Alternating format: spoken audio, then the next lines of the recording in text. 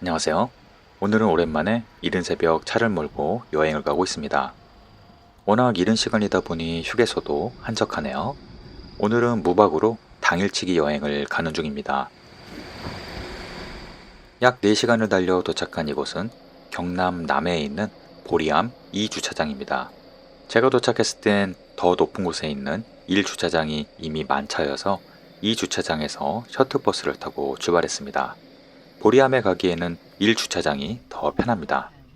아직 5시 19분인데 셔틀버스에 사람들이 제법 많네요. 버스로 약 10분간 달려 보리암 1주차장에 도착하였습니다.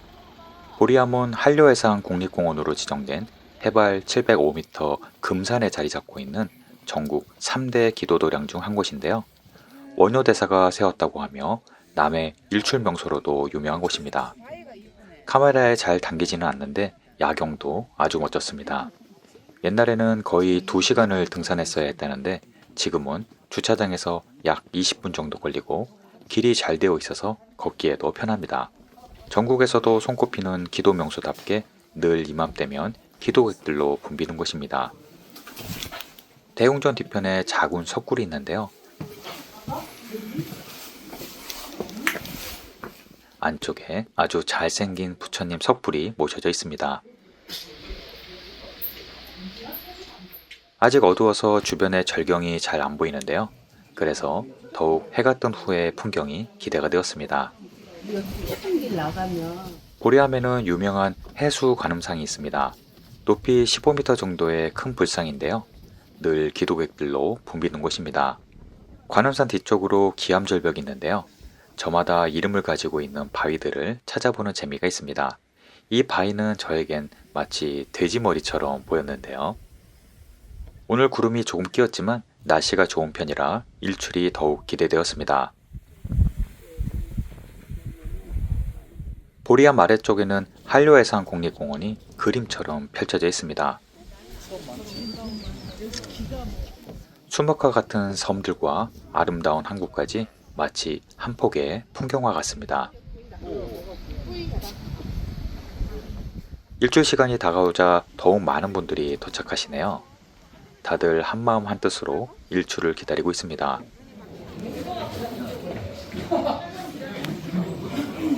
참, 보리암 아래쪽에는 태조 이성계의 기도초도 있다고 합니다. 이렇게 보니 어떻게 이런 곳에 건물을 지었는지 신기할 따름이네요. 드디어 해가 떠오릅니다. 매일 보는 해지만 이곳에서 보니 더욱 특별하게 느껴지네요. 잠시 감상해 보실까요?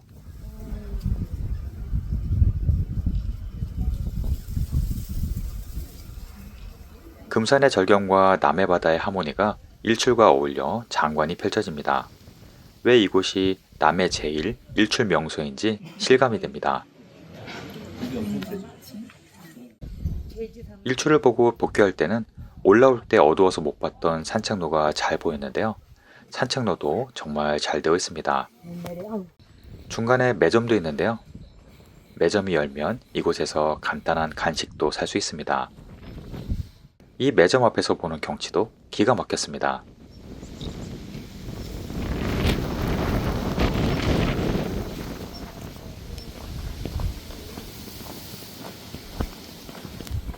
내려가는 길에 전망대가 하나 있었습니다. 이곳에서 보면 경치가 또 다른데요.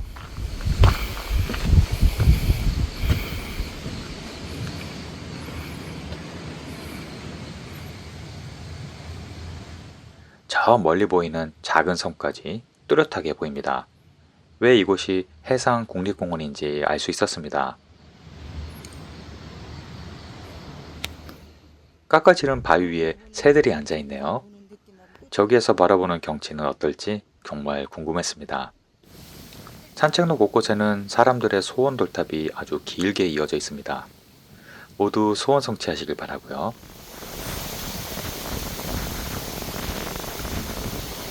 산책로는 능선 뒤쪽에 있어서 바다바람을 막아주어 아늑한 기분이 느껴졌습니다. 꼭 일출 산행이 아니어도 언제 와도 좋은 산책길일 것 같습니다. 이제 다시 1주차장으로 왔습니다. 아까보다 차가 더 많아졌네요. 1주차장은 자리쟁탈전이 치열합니다. 이제 두 번째 비경으로 가고 있습니다. 차장 밖으로 펼쳐지는 남해의 풍광은 넋을 잃게 만드네요. 이곳은 가천 다랭이 마을입니다. 저는 예전엔 봄에 왔었는데 그때는 벚꽃으로 더욱 화려했던 기억이 납니다. 다랭이 마을은 남해 남면 가장 끝자락에 자리 잡고 있는데요. 108계단 다랭이 논으로 이루어진 마을입니다.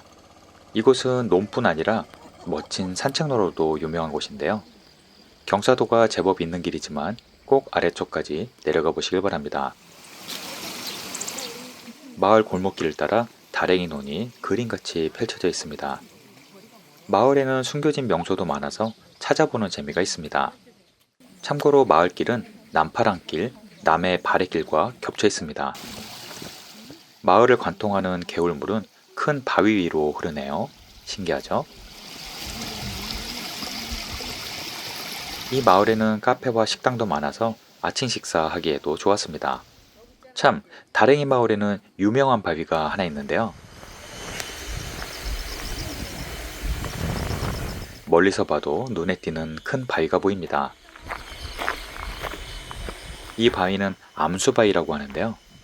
이름에서 알 수 있듯 남성과 여성을 상징하는 자연 그대로의 바위인데요.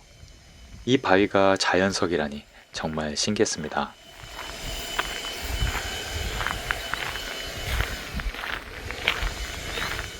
마을 뒤로 금산 자락이 펼쳐지는데 대자연은 정말 신비롭네요.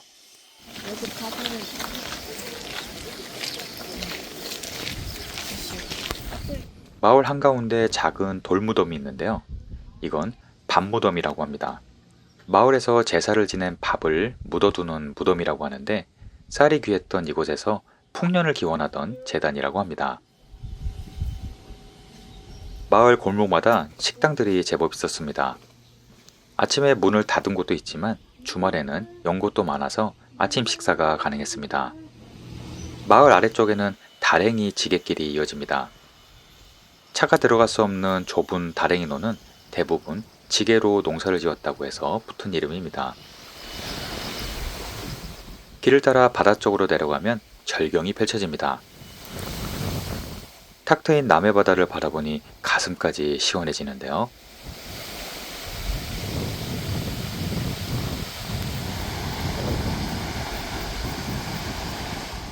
오른쪽으로 해안산책로가 이어지는데요.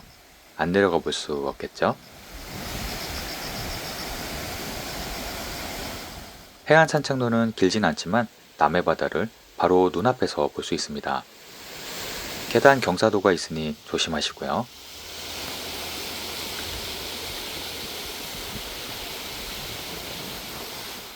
우리나라의 바다는 동해, 서해, 남해 모두 지형적 특색이 있습니다.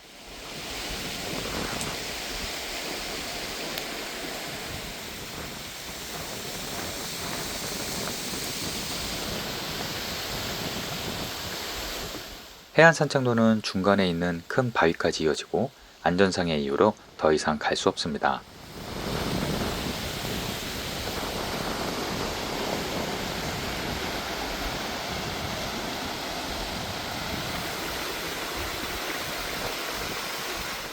마을 중간에 또 다른 길이 이어지는데요. 남해 바래길입니다. 워낙 경치가 좋은 곳이다 보니 여러 둘레길이 함께 겹쳐진 구간입니다. 키 작은 동백나무를 따라 걸어가면 바로 오른쪽으로 남해바다가 펼쳐집니다. 중간에 멋진 정자가 있는데요.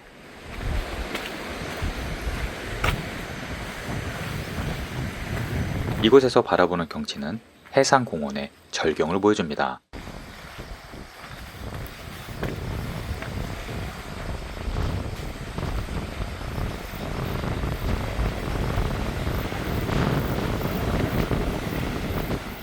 다랭이 마을에 오시면 이곳 정자까지는 꼭 와보시길 바랍니다.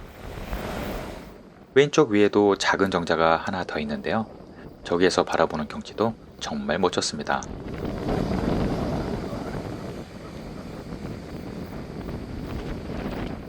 마을에 문을 연 식당이 있어서 여기에서 아침을 먹었습니다. 메뉴는 갈치조림이나 비빔밥 같은 단순한 메뉴들인데요. 저는 간단히 멍게 비빔밥을 먹었습니다. 바다향과 짭조름한 맛이 저는 좋았습니다. 이제 세 번째 비경으로 왔습니다. 주차장 바로 옆에 소떼공원이 있었는데요. 이곳은 마을 주민들의 쉼터이기도 한데 소떼들도 있었습니다. 가운데 큰 느티나무는 마을의 수호수입니다. 이곳은 상주 음모래 해변입니다. 음모래 해변은 울창한 송림과 유난히 하얀 백사장으로 유명한 남해 최고의 해변 중 한 곳입니다. 넓진 않지만 울창한 소나무구들이 아주 시원했습니다. 특히 눈부시게 하얀 백사장은 마치 인공적으로 만든 해변이 아닌가 착각이 들 정도로 깨끗했습니다.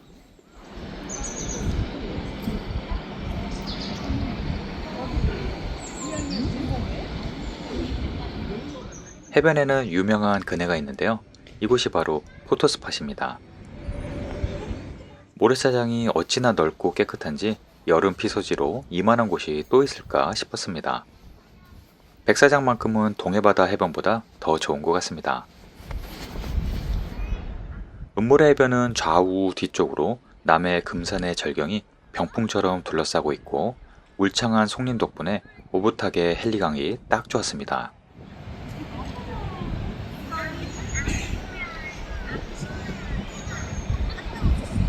물도 아주 맑고 수심도 깊지 않아서 물놀이 하기에도 정말 좋겠는데요.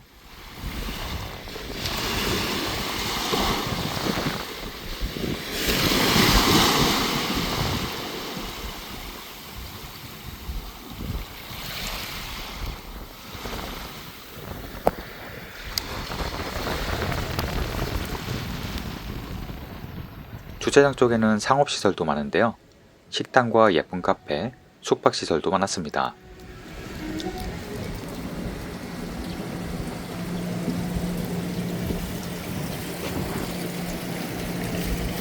해변 가까이 예쁜 카페가 있어서 잠시 쉬었다 갔습니다. 여름 성수기는 지났지만 그래서 더욱 한적하게 가을을 즐길 수 있어서 좋았습니다. 이제 마지막 장소로 가고 있습니다. 오늘 새벽부터 움직여서 아직 오전이라는 게 믿기지 않네요. 날씨도 너무 좋아서 더욱 기분도 좋았습니다.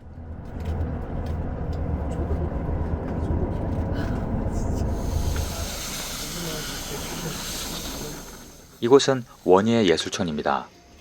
이곳은 원예를 좋아하는 20여 명의 사람들이 모여 사는 공동체 마을인데요. 각자 좋아하는 방식으로 집을 꾸미고 공동으로 가꾼 마을입니다. 탤런트 박원숙 씨의 집이 있는 곳으로도 유명하죠. 이곳은 이름 그대로 잘 가꿔진 정원 같은 곳인데 규모가 상당히 큽니다. 다 둘러보는데 40분에서 50분 정도 걸리는 점 참고하시길 바랍니다.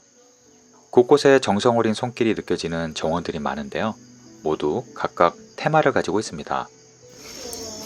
산책로도 잘 되어 있어서 천천히 여유를 가지고 걷기에 좋았습니다. 곳곳에 벤치도 많아서 쉬었다 가기에도 좋았고요. 마을 중앙에는 예쁜 집들이 많은데요. 이곳에 사는 주민들이 각자의 취향을 담아 테마별로 집을 꾸며 살고 있습니다. 이곳은 일본의 정원을 테마로 했네요. 그 외에도 각국의 정원을 테마로 꾸며 놓아서 보는 재미가 있었습니다.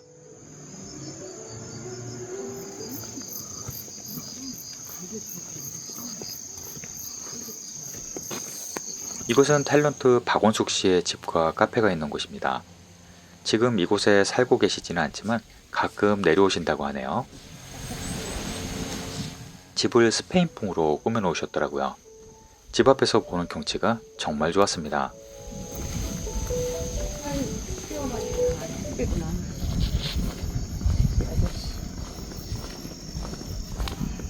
원예 예술촌 출구로 나오면 또 다른 명소로 바로 이어집니다. 이곳은 남해 독일마을입니다. 지금 한창 10월 축제 준비 중인데요. 매년 10월 초에 맥주 축제가 열립니다. 저도 독일마을은 굉장히 오랜만에 다시 왔는데요. 정말 많이 변했습니다. 원래 이곳은 독일로 파견 나갔던 광부와 간호사들이 국내에 정착했던 마을인데요. 지금은 많은 분들이 찾는 관광 명소가 되었습니다. 곳곳에 예쁜 가게들과 식당 카페들이 생겨서 남해에 오면 꼭 한번 찾아야 할 명소입니다. 아래쪽으로 언덕을 따라 좌우로 예쁜 건물들이 줄지어 서 있습니다. 집을 대주더라고. 멀리 보이는 남해바다와 함께 어울려 이곳이 정말 한국이 맞나 싶을 정도입니다. 이런 이국적인 경치는 전국 어디에서도 찾아보기 힘듭니다. 경치가 좋아 보이는 카페에 들어가 봤습니다. 정말 남해바다의 경치 덕분에 모든 곳이 다 좋아 보이네요. 독일 마을에 왔으니 독일 소세지와 맥주를 놓칠 수 없겠죠? 독일 소세지는 짜지 않고 육즙이 많아서 제 입맛에 딱 맞았습니다. 이곳에서 점심 식사를 겸해서 마음껏 여유를 즐기고 왔습니다. 근처에 기념품 가게가 많아서 들어가 봤는데요. 대부분 독일 소세지와 맥주를 파는데요. 저도 선물로 줄 소세지를 포장했습니다. 오늘은 무박 당일치기로 남해 여행을 다녀왔는데요. 보리암 일출을 보기 위해 새벽부터 달려간 보람이 있는 여행 코스였습니다. 여유가 있으시다면 1박을 하시면서 더 많은 곳을 보시면 더 좋겠죠? 여행 계획에 도움이 되셨길 바랍니다. 오늘도 시청해주셔서 감사합니다.